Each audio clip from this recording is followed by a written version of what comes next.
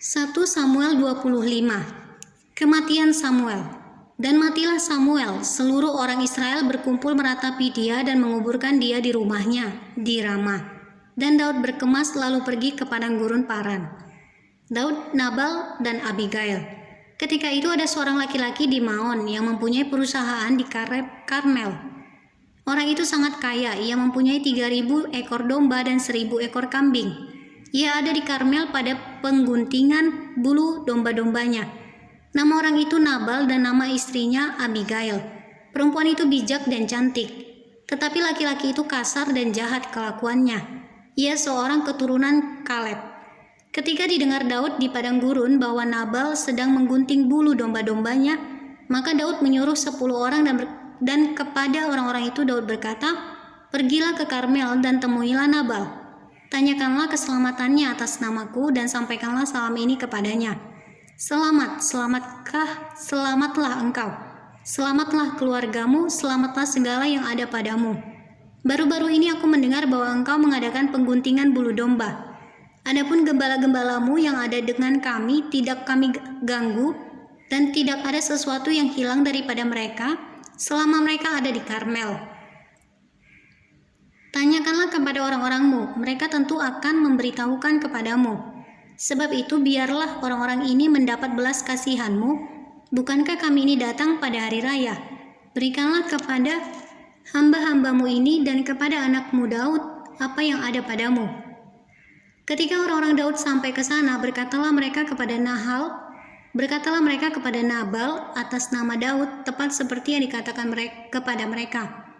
Kemudian mereka menanti. Tetapi Nabal menjawab anak buah Daud itu, katanya, "Siapakah Daud? Siapakah anak Isai itu? Pada waktu sekarang ini ada banyak hamba-hamba yang lari dari tuannya. Masakan aku mengambil rotiku, air minumku, dan hewan bantaian yang kubantai bagi orang pengguntingku untuk memberikannya kepada orang-orang yang aku tidak tahu dari mana mereka datang?" Lalu orang-orang Daud itu berbalik pulang, dan setelah sampai mereka memberitahukan kepadanya tepat seperti yang dikatakan kepada mereka. Kemudian berkatalah Daud kepada orang-orangnya, "Kamu masing-masing sandanglah pedang." Lalu mereka masing-masing menyandang pedangnya. Daud sendiri pun menyandang pedangnya. Sesudah itu kira-kira 400 orang maju mengikuti Daud, sedang 200 orang tinggal menjaga barang-barang. Tetapi kepada Abigail, istri Nabal, telah diberitahukan oleh salah seorang bujangnya, katanya, "Ketahuilah Daud menyuruh orang dari padang gurun untuk memberi salam kepada Tuan kita." Tetapi ia memaki-maki mereka. "Padahal orang-orang itu sangat baik kepada kami. Mereka tidak mengganggu kami dan kami tidak kehilangan apa-apa selama kami lalu lalang di dekat mereka. Ketika kami ada di ladang, mereka seperti pagar tembok sekeliling kami siang malam, selama kami menggembalakan domba-domba di dekat mereka. Oleh sebab itu pikirkanlah dan pertimbangkanlah apa yang harus kau perbuat. Sebab telah diputuskan bahwa celaka akan didatangkan kepada Tuan kita dan kepada seisi rumahnya. Dan ia seorang yang dursila, sehingga orang tidak dapat berbicara dengan dia." Lalu segeralah Abigail mengambil 200 roti, 2 buyung anggur, 5 domba yang telah diolah, 5 sukat berti gandum, 100 buah kue kismis, dan 200 kue ara. Dimuat nyala semuanya ke atas keledai. Lalu berkata kepada bujang-bujangnya, "Berjalanlah mendahului aku.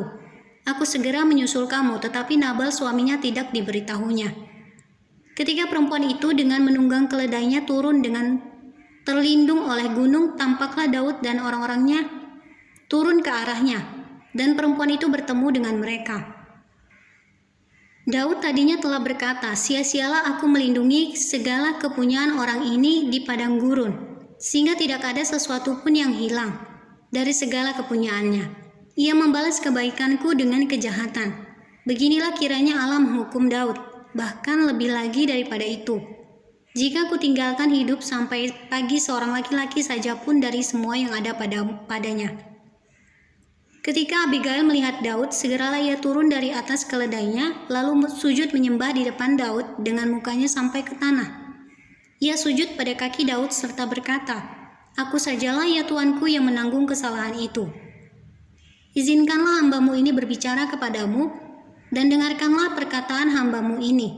Janganlah kiranya Tuanku mengindahkan Nabal orang yang dursila itu, sebab seperti namanya demikianlah ia. Nabal namanya dan bebal orangnya. Tetapi aku hamba-Mu ini tidak melihat orang-orang yang Tuanku suruh. Oleh sebab itu Tuanku, demi Tuhan yang hidup dan demi hidup-Mu yang dicegah, Tuhan, daripada melakukan hutang darah dan daripada bertindak sendiri dalam mencari keadilan, biarlah menjadi sama seperti Nabal musuh-Mu dan orang yang bermaksud jahat terhadap Tuanku.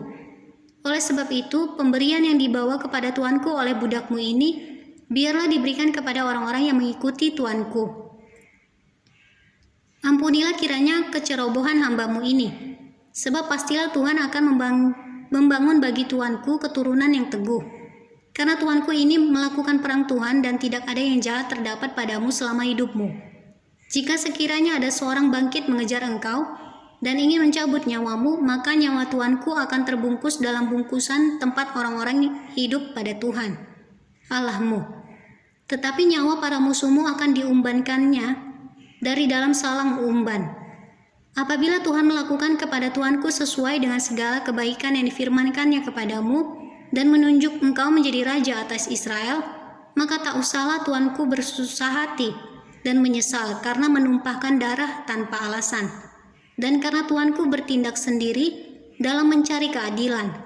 Dan apabila Tuhan berbuat baik kepada Tuanku, ingatlah kepada hamba-Mu ini.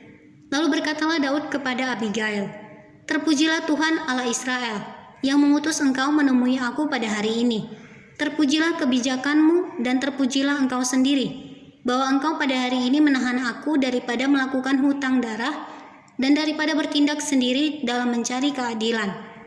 Tetapi demi Tuhan Allah Israel yang hidup, yang mencegah aku daripada berbuat jahat kepadamu, jika Engkau tadinya tidak segera datang menemui aku, pasti tidak akan ada seorang laki-laki pun tinggal hidup pada Nabal sampai fajar menyingsing."